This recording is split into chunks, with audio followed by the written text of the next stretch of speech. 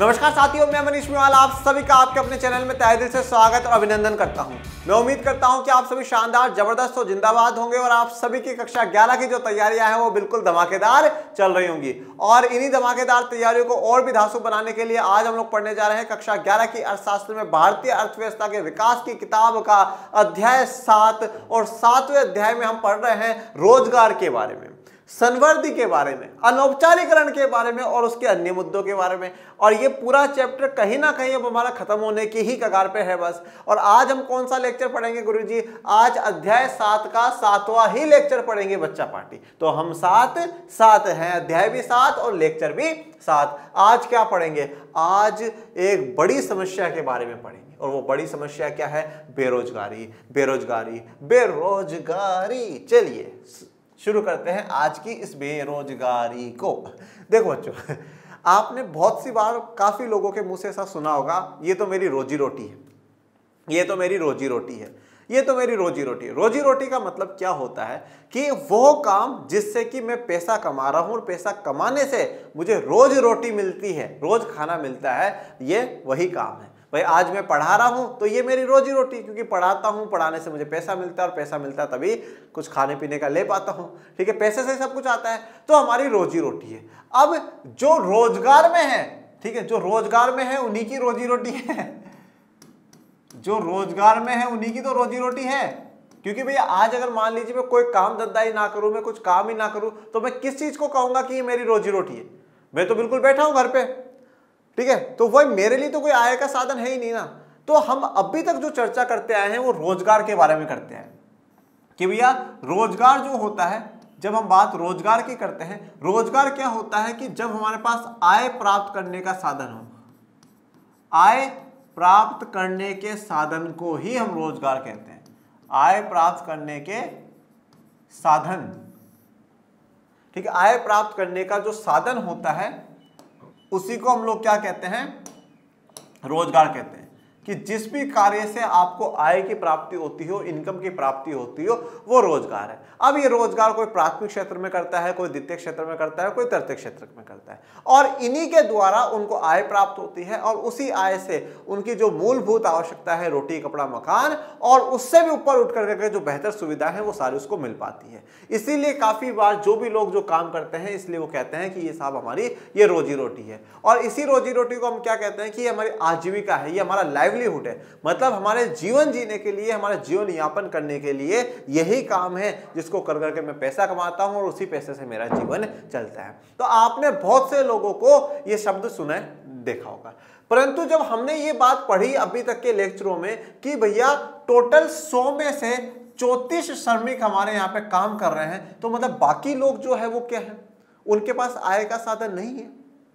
जिनके पास आय प्राप्त करने का साधन ना हो वो कौन है? बेरोजगार है। जिनके पास था उनको क्या बोला? रोजगार था। और जिनके पास नहीं है उसको हम लोग क्या बोलेंगे? बेरोजगार बोलेंगे। क्या बोलेंगे? बेरोजगार बोलेंगे कि साहब आपके पास आय कमाने का कोई साधन नहीं है, उसको बेरोजगार कहा जाता है। बेरोजगार का अर्थ क्या है बच्चों? कि जब मैं काम करना चाहता हूं परंतु मुझे मेरे स्किल के अनुसार, मुझे मेरे टैलेंट के अनुसार काम नहीं मिलता, तब मैं कहता हूं कि साहब मैं बेरोजगार हूं। परंतु अगर मान लीजिए मैं घर पे बैठा रहूं, मैं कोशिश ही ना करूं, मैं ट्राई ना करूं काम ढूंढने की, तो फिर मैं नहीं कह सकता कि साहब मैं बेरोजगार हूं। क्योंकि मैंने जब कोशिश ही नहीं करी तो फिर मुझे रोजगार, मुझे काम धंधा कहां मिलेगा?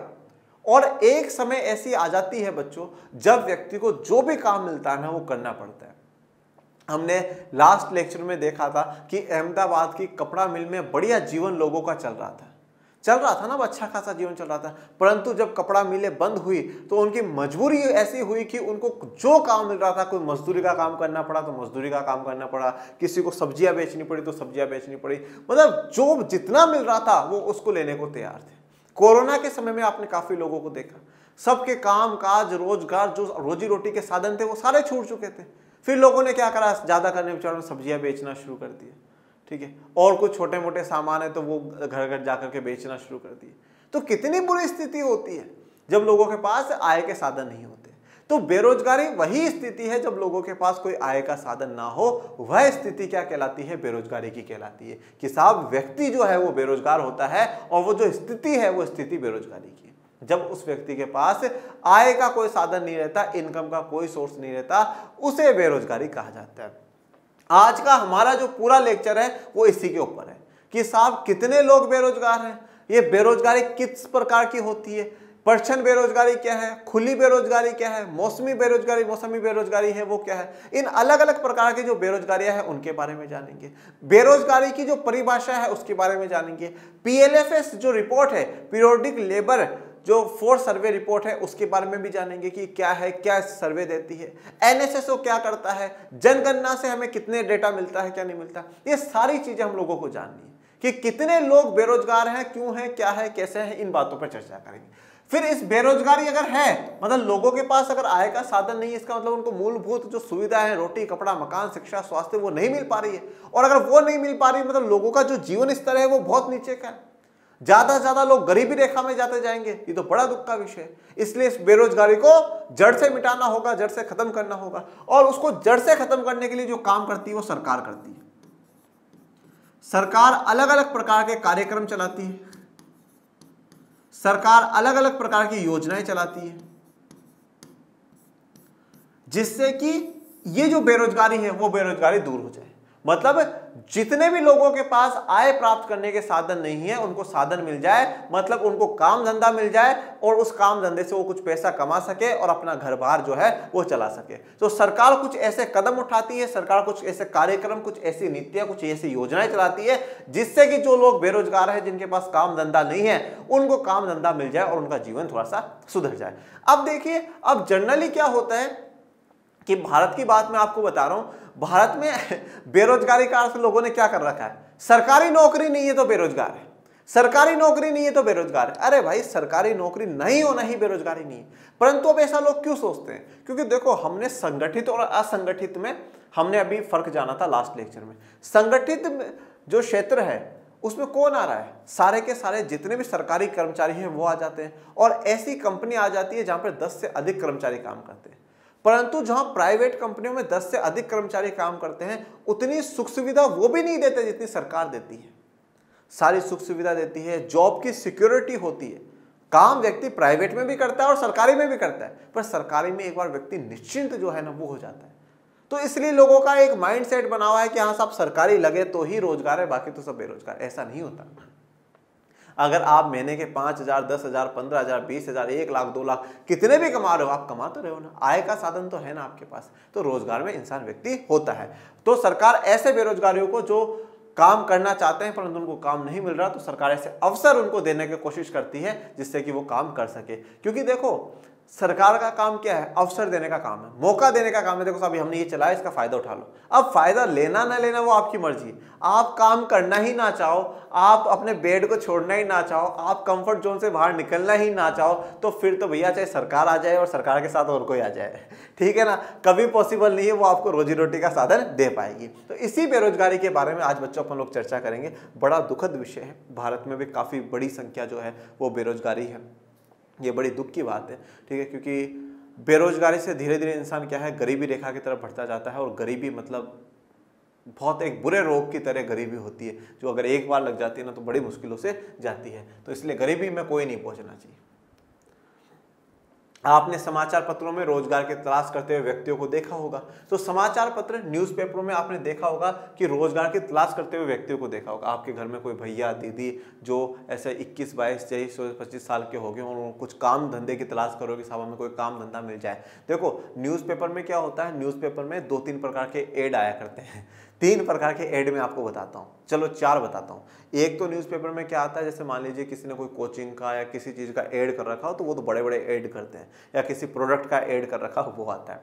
इसके अलावा जो एक आता है वो आता है भैया अगर किसी की डेथ हो गई तो वो बताते हैं कि साहब आज इनकी डेथ हो गई है, बड़े दुख के साथ सूचित किया जा रहा है और आज इनकी जो शोक सभा है वो आयोजित करी गई, तो आप सभी सादर आमंत्रित हैं।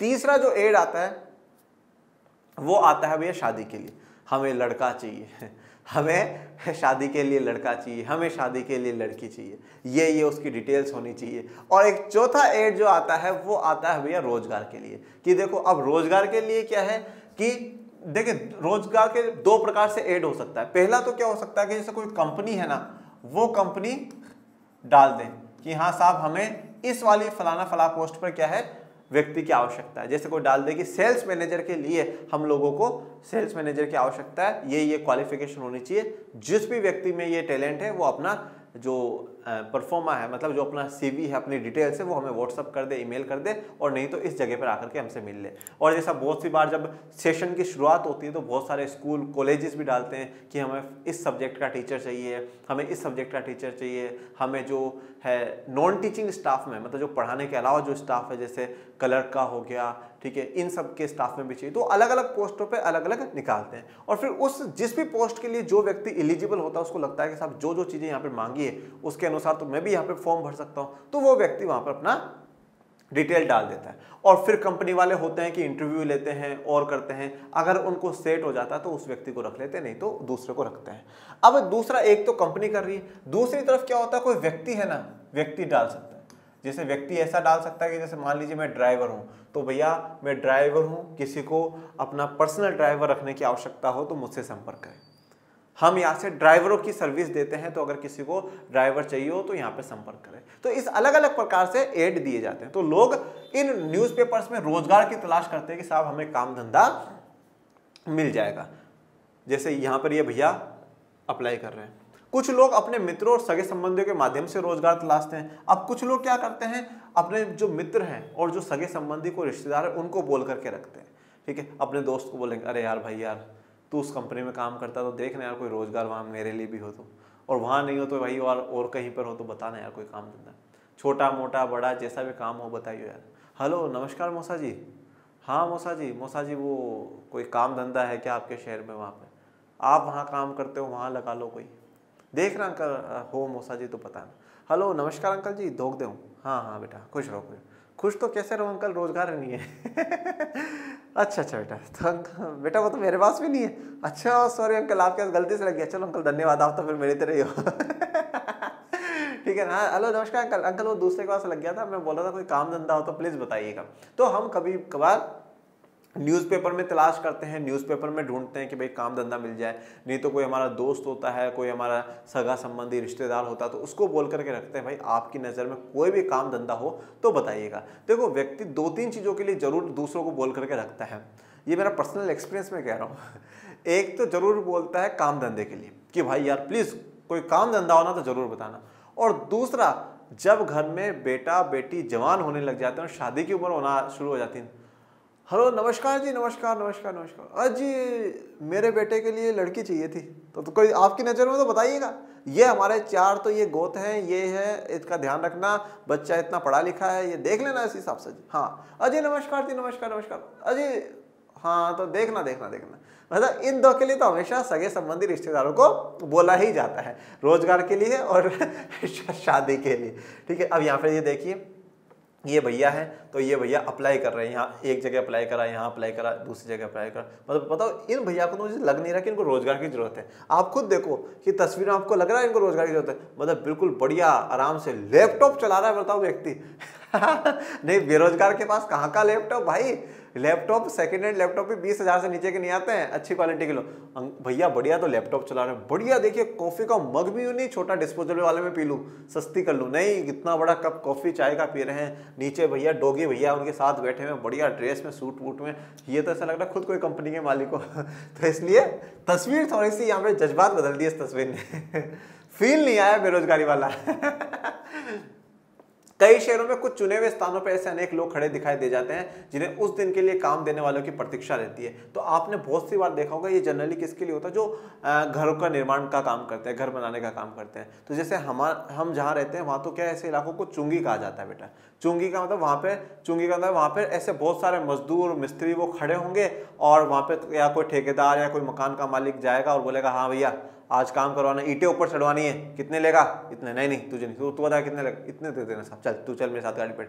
हाँ भाई उस मकान की चिनाई करनी है, प्लास्टर करना है, कितने लेगा, इतने, चल बैठ मेरे साथ। तो ऐसे रोज का काम कराने के लिए उन व्यक्तियों को वहाँ से ले जाया जाता है। वहाँ पर पेंट करने वाले होते हैं, वो भी होते हैं, नल की जो फिटिंग करने वाले होते हैं वो भी होते हैं, बिजली वाले भी होते हैं। तो ऐसे काफ़ी लोग इस शहरों में क्या एक स्थान पर खड़े हो जाते हैं, और उस स्थान पर फिर जिनको आवश्यकता होती है वो आकर करके वहाँ से लोगों को लेकर करके चले जाते हैं। तो एक तो हम कहाँ पर देख रहे हैं रोजगार? न्यूज़पेपर में ढूंढ रहे हैं, एक मित्रों से, सगे संबंधियों से, और एक जो रोज का डेली का जो ऐसा काम होता है उसके लिए लोग एक स्थान पर जाकर के खड़े हो जाते हैं। कुछ लोग दफ्तरों कारखानों में अपना जीवन वर्थ सौंप कर वहां पता लगा रहे होते हैं कि क्या उनके योग्य कोई स्थान रिक्त है। और देखो कभी कभार क्या होता है, कुछ हम ऑफिस में अपना क्या कर देते हैं, रिज्यूम दे देते हैं। जैसे मान लो आज मैं टीचर हूँ, तो मान लो मैं टीचिंग लाइन में जाना चाहता हूँ, तो मैंने क्या करा, 5 से 10 स्कूलों में अपना जो रिज्यूम है, रिज्यूम का मतलब एक प्रकार से एक्सेप्ट है, मैंने मेरी डिटेल्स हैं, डिटेल्स में वहाँ गया, प्रिंसिपल के पास गया, नमस्कार सर, नमस्ते मैम, सर मेरा रिज्यूम जी, अच्छा, कौन सा सब्जेक्ट पढ़ाओगे? सर 11-12 को इकोनॉमिक्स पढ़ाना। अच्छा, क्या कर रखा है? सर ये कर रखा है। अच्छा, ठीक, उसमें ऐसा सारा लिखा हो, तब फिर वो बातचीत के लिए पूछ लेते, ठीक। अगर फिर वो ये कहते हैं कि चलो ये बताओ भाई कितना एक्सपेक्टेड, कितना अमाउंट लेना चाहते हो आप महीने के? 5,000, 10,000, 20,000, कितना है? इतना। टाइम कितना दोगे? 2 घंटे, 4 घंटे, 5 घंटे, 6 घंटे। अच्छा ठीक है। फिर वो ये बोलेंगे देखो सर अभी तो है नहीं, और आगे होगा तो मैं आपको बता दूंगा, और अगर होता है तो उसी समय बिठा लेता, अरे बैठो भैया बैठो, आपकी जरूरत नहीं है आइए सर आइए, बिठाते हैं, और फिर बोलते हैं देखो सर इतना पेमेंट तो नहीं दे पाएंगे, इतना कम है, देख लो अगर आप करना चाहो तो। इस प्रकार से तो हम क्या, हमारे जो डिटेल्स है ना वो ऑफिस में सौंप देते हैं, जिससे कि उनको जब भी जरूरत होती है तो उस जरूरत के हिसाब से फिर वो आपको बुला लेते हैं। और कभी कभार जैसे स्कूल्स में मैंने ऐसा पर्सनली देखा है कि स्कूल में आपके बहुत सारे जो टीचर्स हैं उनके रिज्यूम रख लिए जाते हैं। फिर कभी कभार क्या होता है, बीच में अगर कोई टीचर स्कूल छोड़ करके चला जाता है ना, तो उन टीचरों के रहते हैं कि हाँ भाई साइंस का टीचर छोड़ के गया, तो साइंस वाले के बहुत से रिज्यूम में पड़े होते हैं, उनको फ़ोन करके भैया आप आ जाइए, ज्वाइनिंग कर लीजिएगा, इस प्रकार से। तो ये दफ्तर की तस्वीर मैंने आपको दस रही है। कई लोग ग्रामीण क्षेत्रों में बाहर जाकर काम के बारे में पूछताछ नहीं करते हैं और घर पर ही बैठे रहते हैं। जब उन्हें कोई काम नहीं होता, कुछ व्यक्ति रोजगार कार्यालयों में उनके माध्यम से अनुसूचित रिक्तियों के लिए अपने नाम पंजीकृत कराते हैं। देखिए अब कई लोग ग्रामीण क्षेत्रों से बाहर जाकर काम के बारे में पूछताछ नहीं करते, मतलब ग्रामीण क्षेत्र से बाहर नहीं जाते हैं, घर पर ही बैठे रहते हैं जब उन्हें कोई काम नहीं होता। ठीक है, जब उन्हें कोई काम नहीं होता तो वो घर पर ही बैठे रहते हैं। फिर रोजगार कार्यालय, ठीक है, ऐसे रोजगार के जो ऑफिस है वहां पर अनुसूचित रिक्तियां, मतलब जो रिक्ति है जिनके बारे में जानकारी है उनका पता लगाते हैं कि कितनी है, और फिर उसके लिए अपना क्या कर लेते हैं, नाम पंजीकृत करा लेते हैं, रजिस्टर्ड करा लेते हैं कि साहब जब भी यहाँ पे जरूरत हो हमें बुला लीजिएगा। राष्ट्रीय सांख्यिकी कार्यालय, पहले इसे राष्ट्रीय प्रतिदर्श सर्वेक्षण संगठन के रूप में जाना जाता था। इन्हें बेरोजगारी को इस प्रकार परिभाषित किया है कि यह वह अवस्था है जिसमें व्यक्ति काम के अभाव के कारण बिना काम के रह जाता है। देखो राष्ट्रीय सांख्यिकी कार्यालय, इसको क्या कहा जाता है, राष्ट्रीय सांख्यिकी कार्यालय। देखो CSO आएगा, ये सेंट्रल स्टेटिस्टिक ऑर्गेनाइजेशन कहा जाता है, CSO। इसका जो पहले नाम था वो था राष्ट्रीय प्रतिदर्श सर्वेक्षण संगठन, इसको कहा जाता है नेशनल सैंपल सर्वे ऑर्गेनाइजेशन। ठीक है, NSS इसको कहा जाता है। तो पहले NSS का नाम था, फिर बाद में CSO नाम कर दिया गया। तो CSO ने जो बेरोजगारी को परिभाषित करा वो कैसे करा है, CSO के अनुसार परिभाषा ये है कि बेरोजगारी वह अवस्था है, मतलब वो स्थिति है, वो टाइम पीरियड है जब व्यक्ति काम के अभाव में कारण बिना काम के रह जाता है। मतलब कोई काम है नहीं, इसलिए वो क्या है, कोई काम नहीं कर पा रहा है। मतलब अगर हमारे पास काम होता तो शायद वो काम कर पाता, गलती उसकी नहीं है, गलती हमारी है कि काम है नहीं, ये बात कही है। तो ना वो स्थिति है जब काम के अभाव में, काम की कमी होने के कारण वो बिना काम के रह जाता, मतलब काम और होना चाहिए था, और ज्यादा उत्पादन होना चाहिए जिससे कि ज्यादा ज्यादा लोगों को रोजगार मिल सके। वे कार्यरत व्यक्ति नहीं है, मतलब वो अभी कार्य नहीं कर रहे। कार्यरत का मतलब क्या होता है, जो कार्य कर रहा हो, जैसे अभी आज मैं यहाँ पे लर्निंग शेयर में कार्यरत हूँ, मतलब मैं अभी लर्निंग शेयर में काम कर रहा हूँ, कार्यरत व्यक्ति नहीं है वो, परंतु रोजगार कार्यालयों, मध्यस्थों, मित्रों, संबंधियों आदि के माध्यम से संभावित रोजगारदाताओं को आवेदन देकर या वर्तमान परिस्थितियों और प्रचलित मजदूरी दर पर काम करने की अपनी इच्छा प्रकट कर कार्य तलाशते हैं। देखो बेरोजगारी के लिए क्या कहा कि काम के अभाव के कारण वो काम नहीं कर पा रहा है, ठीक है, और वो अभी कार्यरत नहीं है, परंतु उसने क्या कर रखा है कि रोजगार के कार्यालयों में अपना नाम रजिस्टर्ड करा रखा है कि साहब जो भी मजदूरी, जो भी पैसा देना हो दे देना, पर जब भी काम हो मुझे बुला लेना। अपने मध्यस्थों का मतलब कोई दोस्त हो गया, कोई मित्र संबंधी, उसको बोल रखा है भाई प्लीज तेरी वाली कंपनी में मुझे भी लगा ले यार, मुझे रोजगार की बड़ी आवश्यकता है। ठीक है, इनके माध्यम से या संभावित रोजगारदाता, उनको लगता है कि हाँ साहब ये वाला जो व्यक्ति है ये मुझे रोजगार दे सकता है, वहां जाकर के सर प्लीज कोई काम हो तो प्लीज सर मुझे काम लगा लीजिएगा। इनके माध्यम से, इन सब के माध्यम से जो प्रचलित मजदूरी दर है, मतलब जो उसको पेमेंट दिया जाएगा, उस पर काम करने के लिए तैयार है। मतलब वो भी काम कर नहीं रहा है, परंतु उसने काम करने वाले जितने भी साधन हैं सारे जगह उसने बोल रखा है साहब जब भी काम हो, जितना भी देना हो उस पर आप मुझे बुला लीजिए। ठीक है, मतलब कार्य करने की उसमें इच्छा है, उसको कार्य मिल नहीं रहा है। और कुछ लोग होते हैं घर पे बैठे हो रहे यार साहब बेरोजगारी बहुत है, उसको बेरोजगारी नहीं कहा जाता। बेरोजगारी का मतलब है आप काम ढूंढ रहे हैं, और ढूंढने का मतलब इस प्रकार से प्रयासों में कि रोजगार कार्यालयों में हो, मध्यस्थों के द्वारा, मित्रों संबंधियों इनके द्वारा, रोजगारदाताओं को आप आवेदन देकर करके बैठे हो, तो आपको जरूर कोई ना कोई फिर कार्य पे बुला ही लेते हैं। किसी बेरोजगार व्यक्ति की पहचान विभिन्न तरीकों से की जाती है। अर्थशास्त्री उसे बेरोजगार कहते हैं जो आधे दिन की अवधि में 1 घंटे का रोजगार भी नहीं पा सकता। तो किसी बेरोजगार व्यक्ति की जो पहचान है वो विभिन्न तरीकों से करी जा सकती है, अलग अलग तरीकों से करी जाती है। अर्थशास्त्री बेरोजगार किसको कहते हैं कि आधे दिन की अवधि में, मतलब आधे दिन की अवधि में उसको 1 घंटे का भी रोजगार ना मिले, मतलब पूरे दिन में उसको 1 से 2 घंटे का भी अगर कोई काम ना मिले तो वो बेरोजगार है। भाई जैसे मान लो आज कोई है ना नल ठीक करने वाला होता है, अगर वो 2 घंटे भी काम करके आ गया पूरे दिन में तो उसको बेरोजगार नहीं कहेंगे। तो इसलिए कुछ अर्थशास्त्रियों ने बेरोजगारी के लिए क्या कहा है कि एक ऐसी स्थिति है जब कि उसको पूरे दिन में 1-2 घंटे के लिए भी, मतलब आधे दिन में 1 घंटे के लिए, पूरे दिन में मान लो 2 घंटे के लिए काम नहीं मिलता तो वो बेरोजगार है। और मैंने क्या कहा आपको, रोजगार क्या है, वह स्थिति है जब आपके पास आय के साधन होते हैं, आपके पास इनकम का सोर्स होता है। और बेरोजगार का मतलब क्या है, पास आपके पास इनकम नहीं है, आपके पास आय नहीं है। तो इसलिए यहाँ पर यह दर्शाया गया कि साहब अपनी तो जेब बिल्कुल खाली है, बिल्कुल जेब खाली है, एक फूटी कोड़ी भी नहीं है। ये वाली जो तस्वीर लगाई गई है ना यहाँ पर, इस वाली तस्वीर से फील आता है कि हाँ साहब बेरोजगारी है। बाकी शुरुआत में तो जितनी भी तस्वीर आई उनसे ऐसा लगा कि नहीं वो बिल्कुल हाई फाई जीवन जी रहे हैं भैया, अप्लाई करते समय भी। भारत में बेरोजगारी के आंकड़ों के 3 स्रोत हैं, मतलब 3 सोर्सेज है जहां से हमें बेरोजगारी के बारे में पता चलता है। भारत की जनगणना रिपोर्ट, तो जब भारत की जनगणना रिपोर्ट जो हर 10 साल में तैयार होती है, हर 10 साल में भारत की सेंसस होती है, मतलब जनता की काउंटिंग होती है, तो उसमें पता लगा लिया जाता है कितने लोग क्या काम कर रहे हैं, कितने लोग घर पे बैठे हुए हैं, कितने क्या पढ़े हुए हैं, कितने नहीं पढ़े हुए, कितने के घरों में क्या सुख सुविधाएं हैं क्या नहीं है, इन सबसे।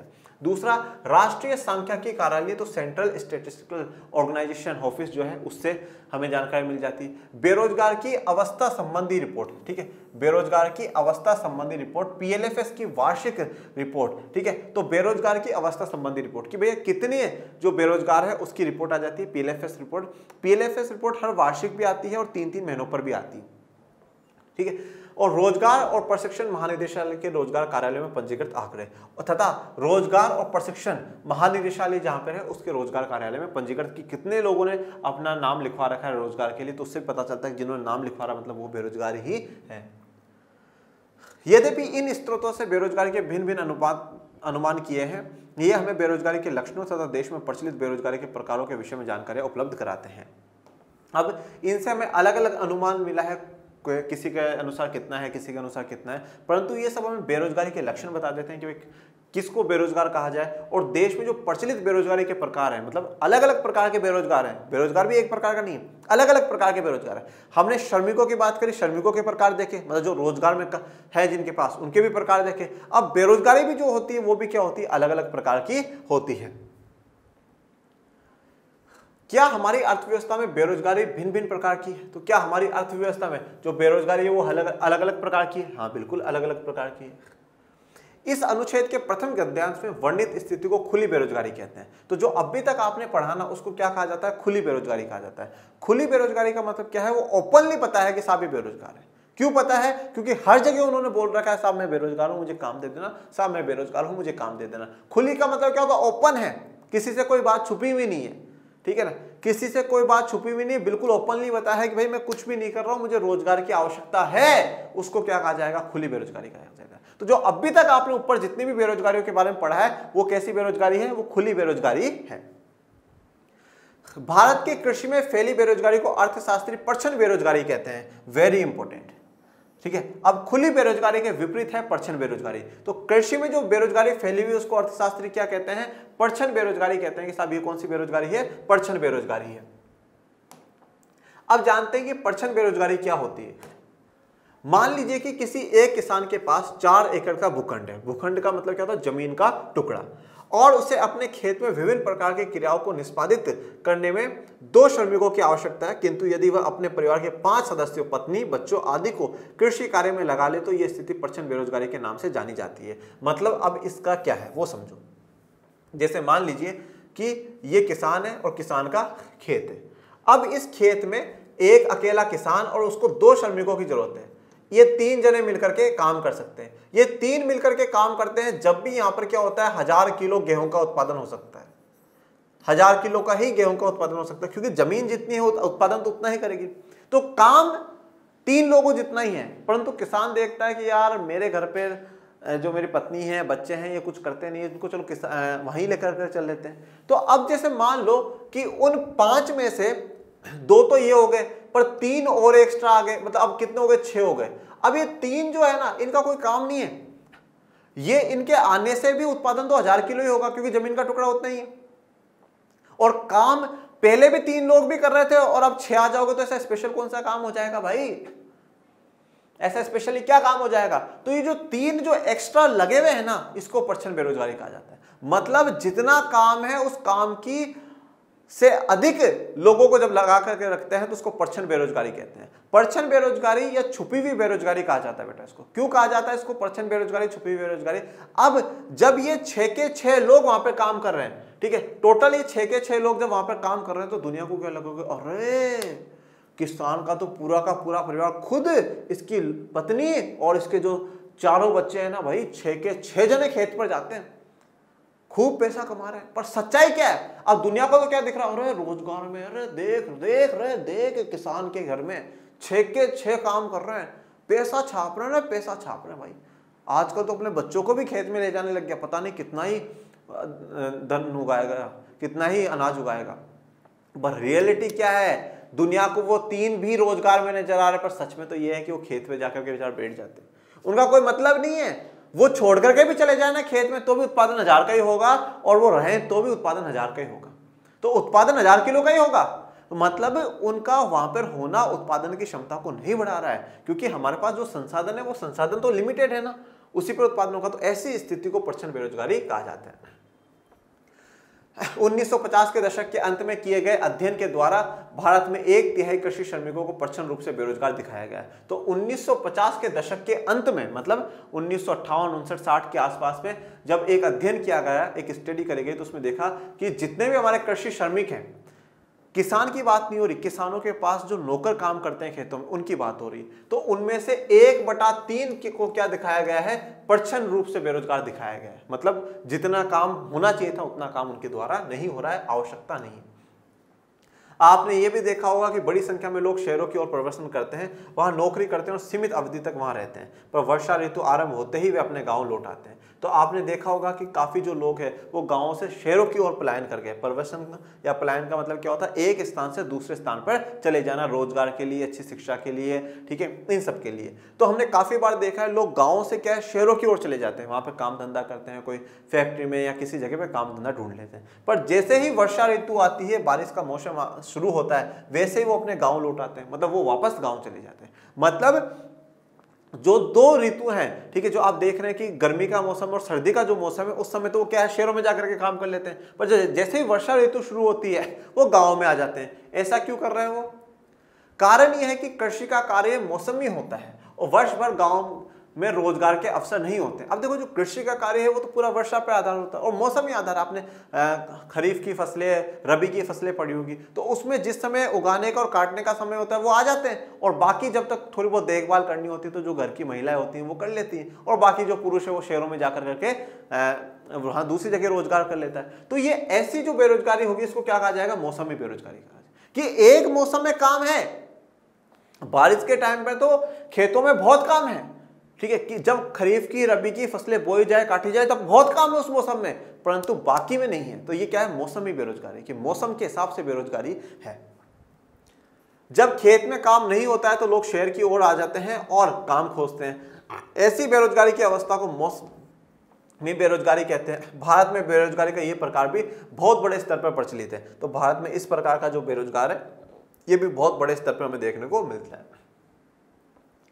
यद्यपि हमने देखा कि रोजगार संवर्धी दर बहुत धीमी रही, पर क्या आपने लोगों को बहुत लंबे समय तक रोजगार से वंचित देखा है? अब हमने ये देखते हैं कि रोजगार की जो संवर्धी दर है वो बहुत धीमी है। मतलब रोजगार हमारे इंडिया में बहुत धीरे धीरे बढ़ रहा है, परंतु फिर भी हम कभी भी किसी व्यक्ति को लंबे समय तक बेरोजगार बैठते हुए नहीं देखते।